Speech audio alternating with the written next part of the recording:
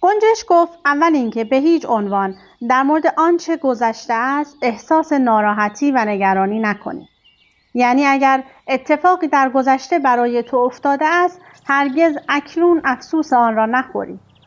دوم اینکه هر آنچه دور از فکر و ذهن تو است را باور نکنی. سوم را هر وقت مرا آزاد کردی به تو خواهم گفت.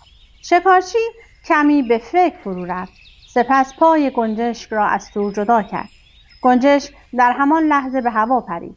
روی شاخه‌ای نشست و گفت ای مرد نادان، در شکم من 2 مشت از جواهرهای پادشاه وجود دارد، اما حالا که تو من را آزاد کردی دیگر دستت به آنها نمی‌رسد.